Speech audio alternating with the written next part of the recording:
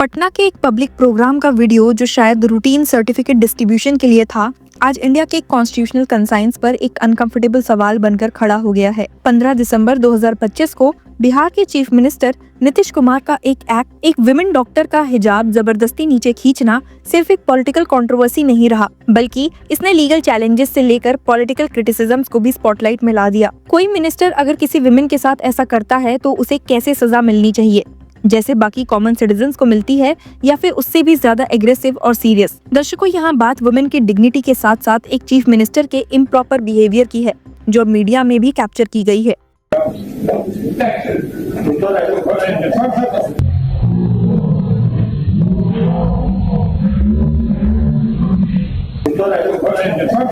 जैसा कि आपने देखा कि इस इंसिडेंट का विजुअल कंटेक्स्ट और ज्यादा डिस्टर्बिंग है। वीडियो में 74 ईयर ओल्ड चीफ मिनिस्टर एक आयुष डॉक्टर को सर्टिफिकेट देते हुए दिखते हैं। वो उसके हिजाब की तरफ इशारा करते हैं जैसे उसे हटाने को कह रहे हो।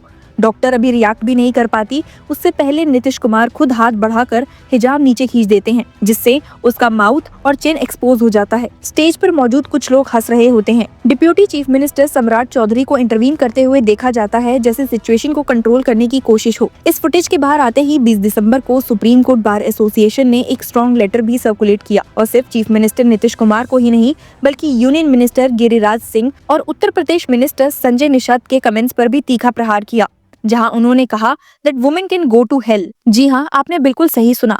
ऐसे डेरोगेटरी वर्ड्स का इस्तेमाल फॉर वुमेन और बिहार के चीफ मिनिस्टर के एक्शन तेजी से आग पकड़ रहे हैं। इसी पर एक ऑफिशियल रेजोल्यूशन के जरिए एससीबीए ने कंडेमनेशन इशू की है और मामला सीधा डिग्निटी, ऑटोनॉमी और रिलीजियस फ्रीडम के कॉन्स्टिट्यूशनल कोर्ट तक पहुंच गया है। सुप्रीम कोर्ट के लॉयर्स बॉडी का इतना स्ट्रॉन्ग और फॉर्मल रिस्पॉन्स अपने आप में रेयर है। एससीबीए ने अपने रेजोल्यूशन में सीधे शब्दों में कहा, the president and executive committee of the Supreme Court Bar Association express their strongest condemnation of the actions of Bihar chief minister Nitish Kumar in forcibly pulling down the hijab of a woman doctor during a public ceremony held on 15 December 2025 at Patna. यहीं से ये मामला सिर्फ एक bad behaviour का नहीं रहता। SCBA ने इस एक्ट को सीधा एक कॉन्स्टिट्यूशनल वायलेशन के रूप में देखा। रेजोल्यूशन में कहा गया, the SCBA views this act as a grave infringement upon the personal dignity of a woman. ये ऑब्जर्वेशन बहुत क्लियर है कि डिग्निटी कोई एब्स्ट्रैक्ट कॉन्सेप्ट नहीं है, बल्कि एक इन्फोर्सिबल कॉन्स्टिट्यूशनल वैल्यू है जो आर्टिकल 21 के अंडर प्रोटेक्ट होती है। एससीबीए ने सिर्फ नीतीश कुमार के एक्ट पर ही नहीं, बल्कि उसके बाद आए पॉलिटिकल स्टेटमेंट्स पर भी स्ट्रॉन्ग ऑब्जेक्शन उठाए हैं। यूनियन मिनिस्टर गिरिराज सिंह और उत्तर प्रदेश मिनिस्टर संजय निषाद के कमेंट्स पर रिएक्शन देते हुए एससीबीए ने कहा, The SCBA also condemns the vile comments made by Union Minister Giriraj Singh and Uttar Pradesh Minister Sanjay Nishad. Such derogatory remarks undermine the dignity of women। यानी कि जब power holders ही एक women के साथ हुए misconduct को justify या ट्रेवलाइज करते हैं, तो वो पेट्रियार्की को इंस्टीट्यूशनल लेजिटिमेसी देते हैं। लीगल लेंस में देखा जाए तो ये इंसिडेंट सिर्फ एक पर्सनल मिसकंडक्ट नहीं, बल्कि एससीबीए ने हाईलाइट किया है कि ये एक वुमेन की ऑटोनॉमी, एजेंसी और रिलीजियस फ्रीडम पर डायरेक्ट अटैक है। रेजोल्यूशन में कहा गया, besides infringing her autonomy, agency and religious freedom of the young doctor, it is reflection of the depriving attitude against women in general. हिजाब पहनना या ना पहनना ये एक वुमेन का पर्सनल और रिलीजियस चॉइस है। स्टेट पावर का इस्तेमाल करके उस चॉइस को पब्लिकली ओवरराइड करना कॉन्स्टिट्यूशनल मोरालिटी के बिल्कुल ऑपोजिट है। इस कंट्रोवर्सी का एक और इम्पोर्टेंट लेयर है ऑफेंस का नेचर। नीतीश कुमार कोई प्राइवेट इंडिविजुअल नहीं है, वो एक इलेक्टेड चीफ मिनिस्टर हैं जो कॉन्स्टिट्यूशनल ओथ के तहत काम करते हैं। एससीबीए ने इस पॉइंट को इम्प्लिसिटली अंडरलाइन करते हुए कहा है, it is shocking that a person holding such a high office should attempt to demean the dignity and autonomy of a woman and try to pull down her head scarf. यहाँ shock सिर्फ act का नहीं, बल्कि उस authority का है जिसके साथ ये एक्ट किया गया। कॉन्स्टिट्यूशनल लॉ के कंटेक्स्ट में ये इंसिडेंट आर्टिकल्स 14, 15, 21 एंड 25 के साथ कोलाइड करता है। Equality before law, non discrimination, right to dignity and freedom of religion, ये सब एक ही एक्ट से ट्रिगर हो जाते हैं। एससीबीए ने इसी वजह से कहा है that it is an affront to the principles of equality and non discrimination enshrined in the constitution of India. ये एक स्ट्रॉन्ग असर्शन है जो इस कंट्रोवर्सी को कोर्टरूम डिस्कोर्स के लाइक बना देता है। पॉलिटिकल रिएक्शंस भी इस इंसिडेंट के बाद शार्प रहे हैं। कांग्रेस ने नीतीश कुमार के कंडक्ट को वाइल्ड और शेमलेस कहा है और उनसे रेजिग्नेशन की मांग की।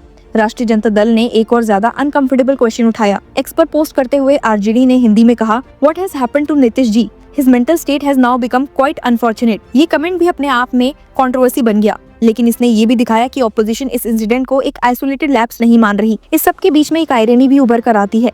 नीतीश कुमार पहले भी कंट्रोवर्सीज का हिस्सा रहे हैं, नेशनल एंथम इंसिडेंट से लेकर मिमिक्री एलिगेशंस तक। पटना हाई कोर्ट के कुछ केसेस क्वैश भी किए गए हैं, लेकिन यहाँ डिफरेंस ये है कि विजुअल एविडेंस और बॉडली ऑटोनॉमी का एंगल इस इंसिडेंट को क्वालिटेटिवली अलग बना देता है। ये सिर्फ डिसरिस्पेक्ट का सवाल नहीं बल्कि कंसेंट और कंट्रोल का सवाल है।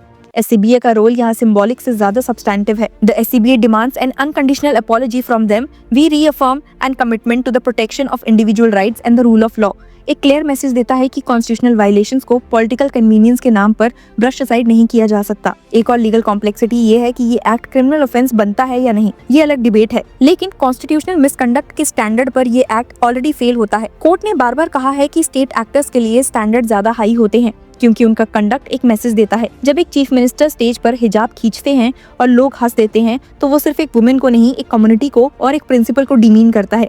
इस कंट्रोवर्सी का सबसे डिस्टर्बिंग एस्पेक्ट शायद ये है कि ये एक्ट एक पब्लिक सेरेमनी में हुआ, कैमरास के सामने, बिना किसी इमीडिएट रिमोर्स के। अगर SCBA जैसे इंस्टीट्यूशन इंटरवीन नहीं करता तो शायद ये एक और वायरल क्लिप बनकर भूल जाया जाता। इसीलिए SCBA का रेजोल्यूशन सिर्फ कंडमनेशन नहीं बल्कि इंस्टीट्यूशनल मेमोरी क्रिएट करने की कोशिश है। आज जब courts repeatedly bodily autonomy, privacy और डिग्निटी पर प्रोग्रेसिव जजमेंट दे रहे हैं, चाहे वो पुट्टास्वामी हो, नवतेज सिंह हो या फिर हिजाब रिलेटेड डिबेट, तब एग्जीक्यूटिव कंडक्ट का ऐसा रिग्रेशन एक डेंजरस डिस्कनेक्ट क्रिएट करता है। सुप्रीम कोर्ट बार एसोसिएशन का इंटरवेंशन इसी डिस्कनेक्ट को पॉइंट आउट कर रहा है। आखिरी में सवाल सिर्फ नीतीश कुमार के एक्ट का नहीं है, सवाल ये है कि पावर कौन रेगुलेट करेगा जब पावर खुद डिग्निटी को वायलेट करे। SCBA ने अपनी तरफ से आंसर दे दिया है, कंडमनेशन, अकाउंटेबिलिटी और कॉन्स्टिट्यूशनल वैल्यूज के साथ। अब पॉलिटिकल सिस्टम और सोसाइटी पर है कि वो इस मैसेज को सिर्फ स्टेटमेंट तक सीमित रखते हैं या उसे एक रियल कॉन्स्टिट्यूशनल लेसन बनाते हैं। आपका इस पूरे एक्ट को लेकर क्या कहना है? Share with us and keep commenting.